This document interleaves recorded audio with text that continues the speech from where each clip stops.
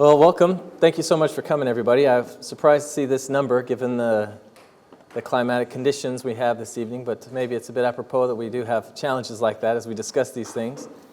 I remember I lived in the Normandy in France for 6 months, and like many, I got around on my bicycle, and it rained every single day for 6 months. Not all day, every day, but you can absolutely bet your last dime or your last franc, which it was at the time, that you would get rained on during that day. You know, after about a month or so, it kind of started to wear on me a little bit. So I said, you know, really the only way I can do this, I can either whine and moan about it or I can embrace it. And so I decided to embrace it. And the way I did it was I would think of any song that I knew that had rain in the lyrics and sing it. And by the end of 6 months, I'm telling you, I got through a whole lot of songs. And a whole lot of people in Cherbourg thought there's this very strange American guy who rides around in the rain singing. So I don't think I've improved my nation's reputation in that part of the country at all. But whenever we get rain like this, I always think back to that, and I always have a rain song in my head for some reason. No, I'm not going to sing it for you tonight, particularly because we are being filmed, and I don't want to ruin the reputation of the climate change response group here. But depending on how the questions go, maybe I can afterwards, right? Well, thank you so much for coming again. I'd like to, first of all, recognize the traditional owners of the land on which we're gathered, the Yagara and the Turrbal people particularly, and recognize and pay my respects to their elders, both past and present, and really show my appreciation for this opportunity we have to gather together on this land. I'd like to thank Professor Mackey and Michelle Maloney and all the good folks here at the Eco Center for setting this up. It's a great initiative, first of all, but then thank you so much for even inviting me to be part of this. Now this evening, for me, my interests are, because a presentation like this allows me to combine two of my passionate interests. One is religion and faith. I'm the director of the Multi-Faith Center, of which I'll speak a little bit more in just a second.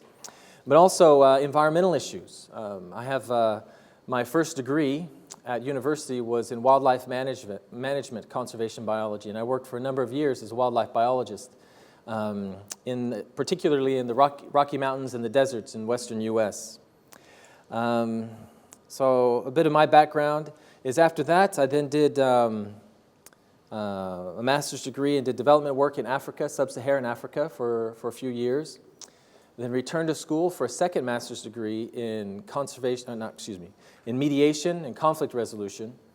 And then did my PhD in political science, but around environmental decision making and using deliberative democracy as a tool to help bring in perspectives that aren't normally discussed or consulted in environmental decision making, of which I'll be presenting some of that this evening, okay?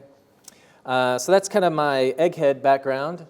Professionally, I'm the director of the Multi-Faith Center, which is a center here on campus, Griffith University campus, that looks at interfaith dialogue, cross-cultural dialogue, as well as what I call secular faith dialogue, trying to promote respect and understanding across not just faith and cultural lines, but also some of these other worldviews and perspectives, secular and faith-based.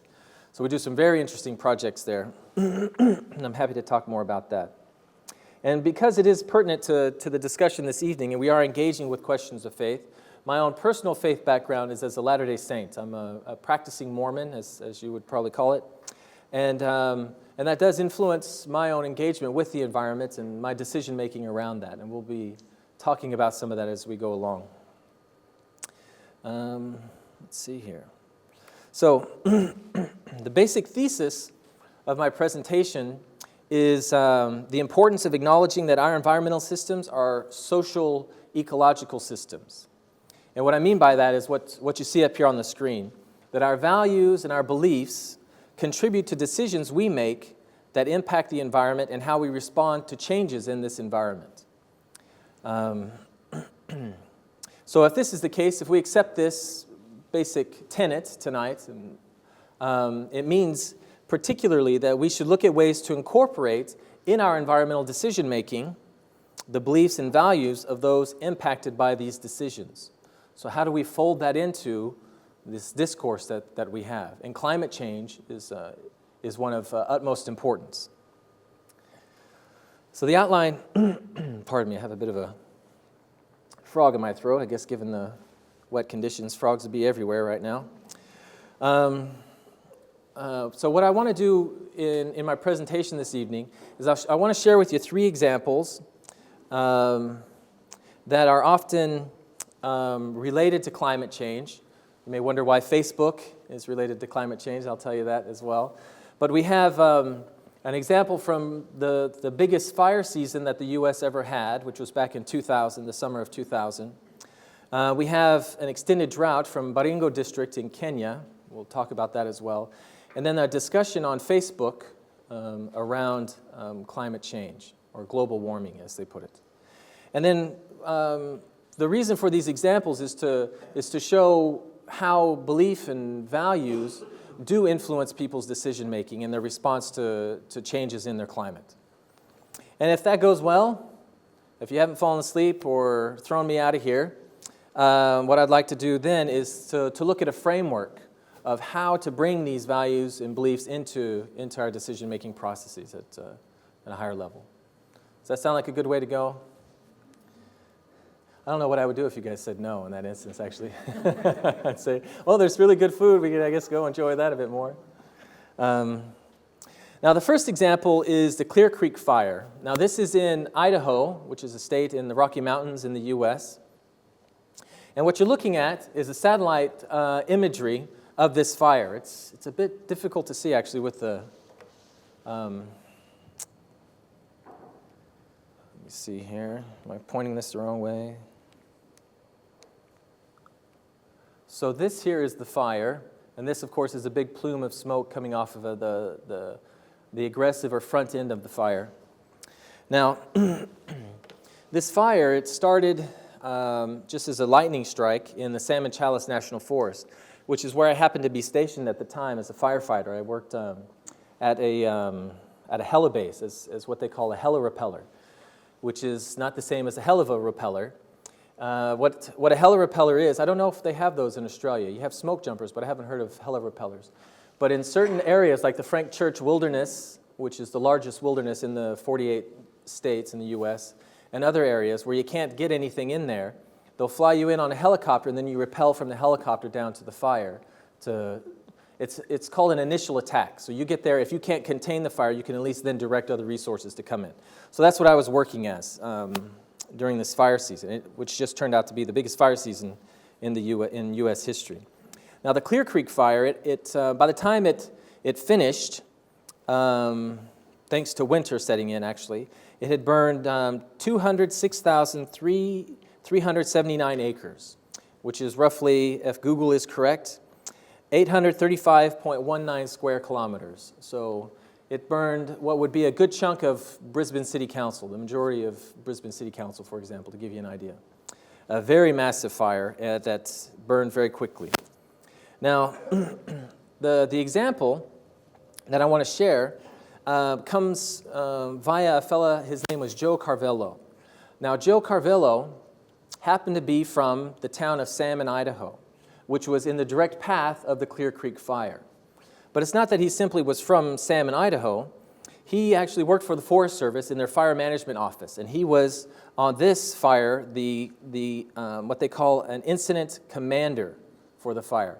So if you were to take the U.S. Forest Service response to fire, their fire management office, and put it in a military context, he would be a general. He was one of the top brass in terms of responding to fires in the United States.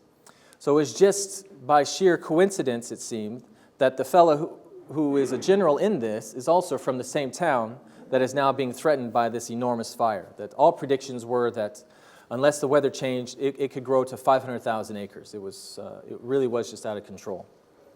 And part of his job isn't just to manage the response to the fire in this very difficult terrain, as you can see. It's very mountainous. And the red that you see there, that's actual vegetation is what the red means. It hasn't been burned out or sunburned or anything like that.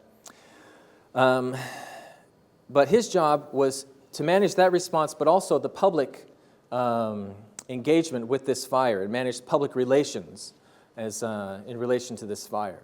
And he was given the distinct task to go to Salmon, have a community forum, and then tell them, everything's going to be all right. You guys don't have anything to worry. Okay? Business as usual. That's what he was supposed to do. I want to take you to my journal and read you what I wrote in this instance. I have spent part of the morning working dispatch here at the helibase. So we would all rotate through as we're managing this big fire, complex fire situation. While in there, we received a visit from Joe Carvello. He wanted to see the fire from the air, so he went up in our ship. And by ship, it's a helicopter. It's a little B-2A star made by a French company called Aerospatiale. And then he returned to make a call to some important people. I was sitting next to him as he made the call, so I had the perfect opportunity to eavesdrop. He said that the fire will not be stopped anytime soon. He had to go to a meeting. Now recognize, they've brought in a general. They have given this fire everything that they possibly can in terms of expertise and resources, right? His response is, we can't stop this thing.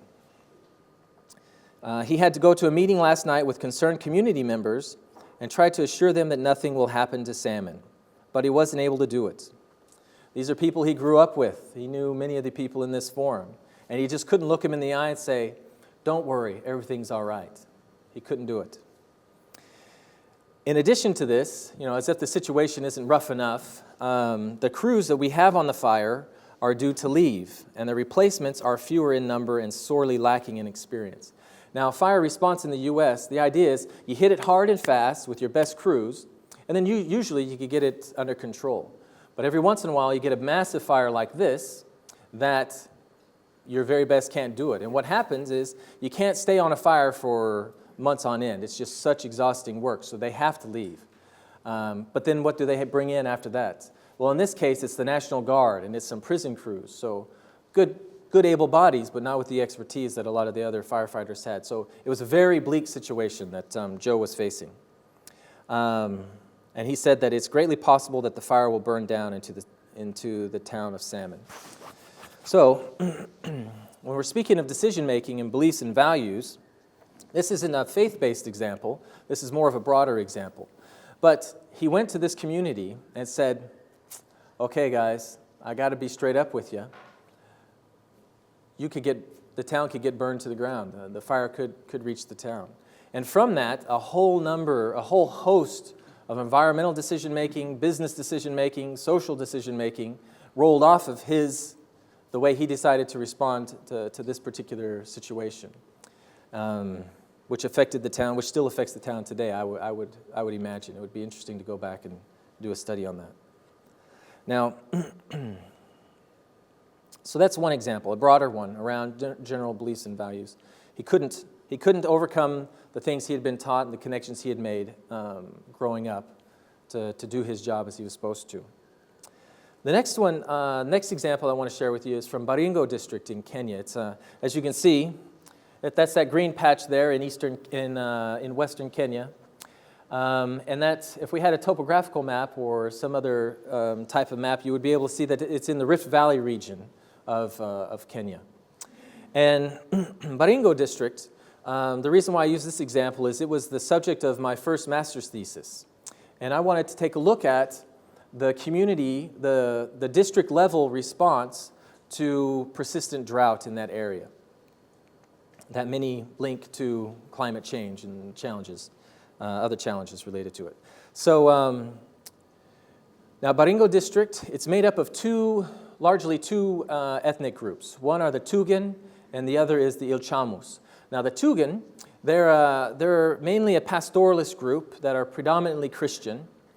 And the Ilchamus are of the Ma group, which is like the Maasai, if you've heard of the Maasai perhaps. They're related to that. And but they are, unlike many of the Maasai, they're more of an agriculturalist group and predominantly animist in their faith traditions.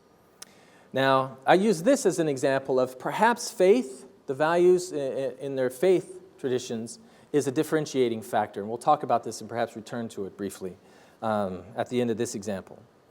But what was interesting in Baringo district was in response to the climate, the persistent drought, their subsistence strategies actually were converging. Both groups were becoming more agro-pastoralists. So, and this is actually traditionally or historically what happens in many areas in Africa in response to climate challenges, is they'll change between subsistence strategies. Now the policy on the government was to apply a district level approach to these challenges. And when you looked at that, the impact, you found it was roughly had a pretty positive impact on the especially environmental degradation in the district. So it seemed to improve things a little bit better. But what I did in my study was to take it one step further and say, okay, well, let's actually take a look at how it impacted each of the groups in Baringo district, the Tugen and the Ilchamos. And you found that the impact was enormous and very different between the two. For the Tugen, the largest group there, it was very positive, the government's policy. Happened to be a coincidence that Daniel Arap Moi, who was the president of Kenya at the time, is also Tugen from that group. So you might wonder, okay, I could see why he could have a policy that would benefit that particular group. But the Ilchamos, on the other hand, their perception of the policy and therefore their response to that was that it was a very hard policy for them, and environmental degradation actually increased in their area, simply because of their perception of the policy and how it didn't take in consideration the local level perspective. So when you look at that, there are a number of differences between the communities, but one of the striking ones was the religious differences, animist versus Christian. And that seems to have played, though there haven't been any follow-up studies, this just identified it. The religious differences between them seem to play out into the impact and the choices they made that impacted their environment. So it's a very interesting example. If any of you are environmental sociologists or something like that, you want to look at it, I'm happy to give you a whole lot of data to explore that a little bit further. So did the faith-based perspectives impact this? It hasn't been determined yet, but there seems to be strong evidence to that. Now the third example is from Facebook. Now, we can't have an intellectual discourse anymore today without referring to Facebook. Is that correct? You don't agree, Sylvie? Now, I think the great mediating influence of Facebook is it takes everybody and turns them into about a third grade level literacy. It seems the number of mistakes and typos and all of that you find in Facebook drives me crazy. But Grandma and Grandpa are still on Facebook, so I visit it from time to time still. Now this is just by coincidence again, a conversation begun by a friend of mine on October 23rd of this year. Now the responses, it drew a whole number of responses. If you can see, the question she posed was, do you believe mankind's actions have caused global warming? She got a whole lot of responses. And these ranged from political responses to personal responses, to scientific reference to scientific data and studies, to one very interesting conspiracy theory perspective as well. That's got to pop up. Apparently, the government has a technology that it used during the Vietnam War to make it rain, and therefore can control the environment, and it's the government doing it. That was that particular one. But that's not the one we're talking about. In addition, there were a number of religious-based responses, and those are the ones that a few of those I wanted to draw out. Now, particularly, the examples that I share here are from those that I knew were Latter-day Saints, those that I knew were Mormon. So I wanted to try to contain the sample at least and have a bit of a look at, what is the range of responses or how would they engage with this, as Latter-day Saints. And so here are a few of some of the discussions. So first of all, starting to think that while we impact the earth in many negative ways with our polluting and so on, I'm starting to think that it is all part of a bigger picture plan.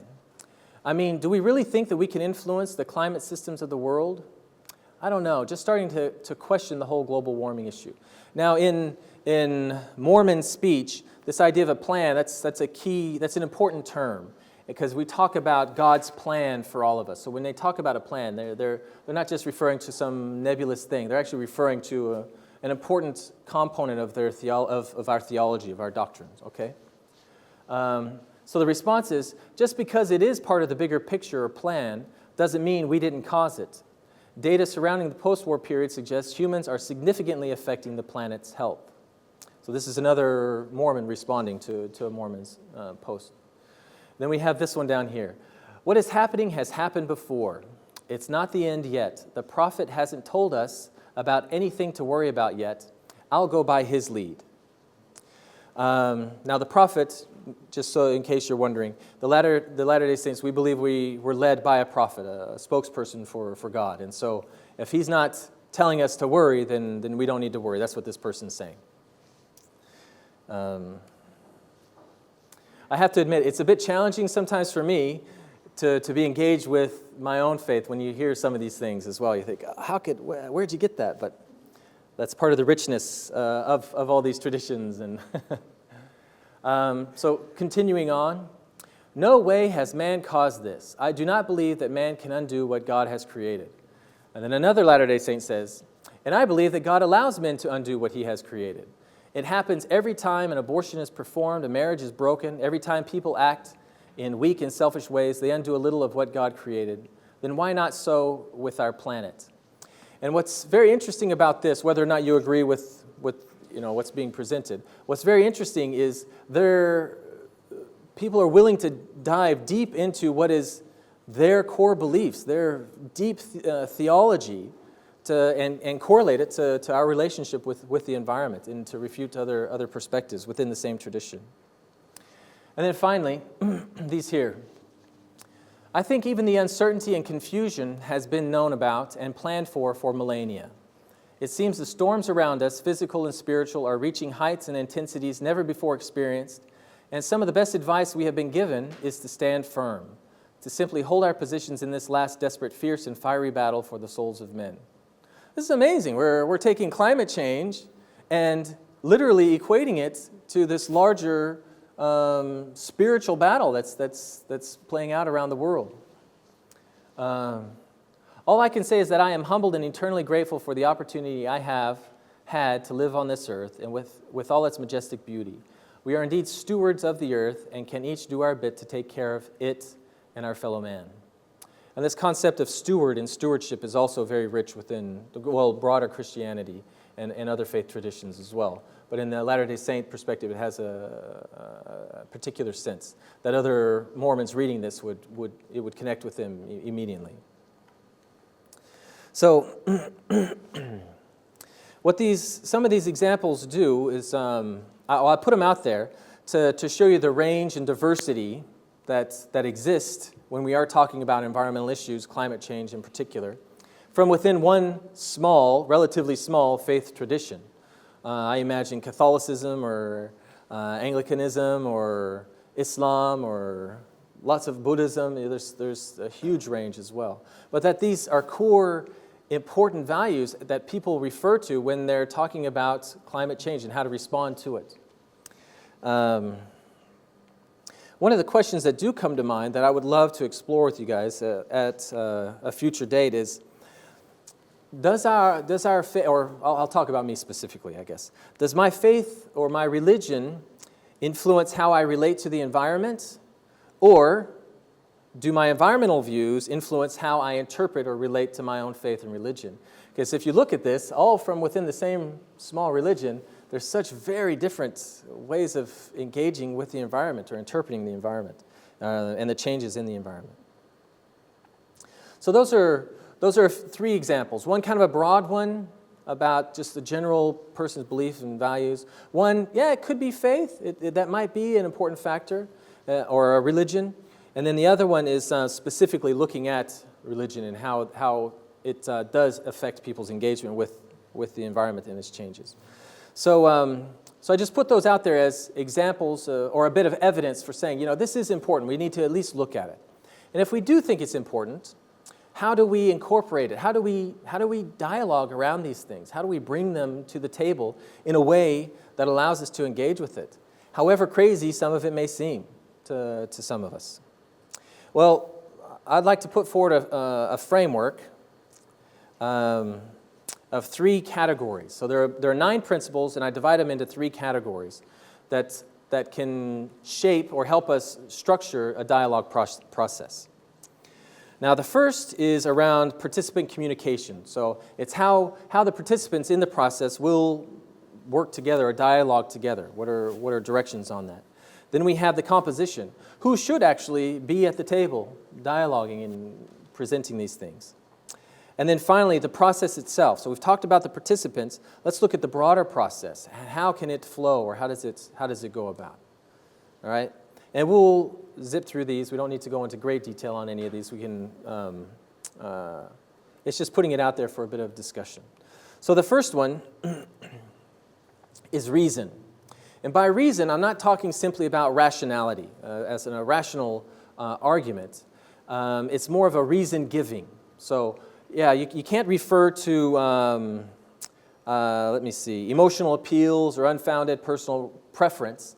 You're actually giving a reason for why this is your argument, or why you're bringing this as an important part. Let me see if I'm missing anything here. And I think when I talk about reason in this context around faith, I sometimes wonder, how would faith reason be incorporated? You know, if we are talking about referring to faith, can you give that as a reason, or can you use that in a dialogue? It'd be interesting to look at that. The next one is reference to a public good. Because honestly, we can give a whole lot of reasons for things. Well, we got to focus that. If we are really talking about a process that's trying to help us make decisions or learn from each other, we need to focus it. And the focus is, your reasons need to be built around a public good, not just your own community or even those that are involved in the dialogue, but that it branches out, or it reaches out to involve a public good. Whether or not the other people at the table agree with that, that's not the point. It's being able to articulate in that sense. Then there's the idea of respect. And we could go for many hours talking about this. But it's simply, respect must be evidenced as participants seek to engage with their differences and draw upon them as a resource for learning that expands the possible paths for dialogue and resolution. And now, just a quick show of hands. When you looked at those Facebook examples, would you struggle to respect some of those views, to treat those views with respect? Honestly, there's some there that would really, really bother you. Same with me. And so I sometimes wonder, is this going to be a roadblock in dialogues? If we are really requiring respect, is this going to be a challenge? And it is. It's a major challenge in these dialogues. And then the fourth one in this particular category, remember about participant communication, is the idea of reflexivity. It expresses the level at which participants are conscious of the broader world being shaped by the issues they're discussing, but also the actual process that they're involved in. And if they're willing to remain critical of these institutions and systems and power structures that are broader than the process. Now, this idea of reflexivity is a difficult one, again, when we're engaging with faith, because there are certain traditions in which being critical of one's faith is considered a sin. You're a bad person if you're ripping on your own traditions, especially the leaders of that faith. So it's a bit of a challenge. Now, the next category is participant composition. Who should be at the table? Now, rather than trying to identify exactly who should be at the table, a process like this looks at an environment in which any who come to the table are able to communicate and able to participate. If any of you know Iris Marion Young, she's a political philosopher, political scientist who did a lot of work in this area, put some good research around this topic. But making a space that other forms of communication can take place is it avoids purposeful or unwitting marginalization or even inclusion of important participants in the process. So, alternative, I mean non, well, for example, this type of presentation that I'm giving, the style of language I'm using, the argumentation, it's a very traditional, it's a normal approach to engaging with these difficult issues. It doesn't include rhetoric or necessarily rely upon storytelling, or in a lot of faith traditions, testimony, where they bear testimony. I know this is true because I have felt it, or so on and so forth. But all of this would be included in this dialogue process. It wouldn't just be PowerPoints. Now, finally, we have the principle of ecology. And this is an attempt to take explicit care to humble what a researcher calls anthropocentric arrogance, thinking that only humans are involved in these decisions. And it promotes a willingness to listen to other perspectives. Particularly, an ecological process expands participation or representation by including the environment as a participant. This is because for many of the world's inhabitants, the environment is sentient and inextricably entwined with their own identities. For these peoples, engaging with and articulating the interests of the environment are essential activities, and it would be unnatural and a biased process if it didn't try to incorporate the environmental perspective in there. And then finally, the third category looks at the process itself, and characteristics that fall therein. So, there are 3 principles in this area. If you've been keeping track, we've already done 6. The first one is the idea of dynamism. So a process, it needs to be dynamic. In other words, quite a lot of this is long-term work. Conditions change. Environmental conditions change. Relationships among participants change. Political or institutional conditions change as well. And that the process, if it really is trying to incorporate these views and develop something that is of substance, of a decision that is of substance, will take that dynamism into consideration and reshape the process to fit that. Then the next principle is what I call unboundedness. Now, this is an unwieldy term that I haven't come up with a good one for yet, so I'm open to suggestions. But the idea is the process, it doesn't try to match jurisdictional or national boundaries or conditions. It tries to match what I call the problem shed. Okay, this is the issue we're looking at. Let's try to get a process that engages with that whole context, be it subnational or transnational, like climate change, for example. And then the third part of the process is that it's based on reflection. And this is, reflection means individuals are open to thinking about and possibly changing their preferences, values, and judgments. And they're given an opportunity to reflect on what others put forward. But that the process is also reflective in that it returns and reviews and evaluates how it's going and where it needs to continue. And another question here is this type of reflection, a willingness to change one's values and preferences, possible in regards to beliefs and values? Now, there's a whole literature out there saying it is so, but I think it's something that really needs to be raised as a potential challenge to a proposition such as this. So, quick summary, 2 points I want to leave you with. Values and beliefs impact responses to environmental change, including climate change. And then finally, there is a process out there, and there are lots of them actually, but questions remain in how to bring these values, these faith-based values particularly, into our decision-making processes. And thank you very much for your attentiveness.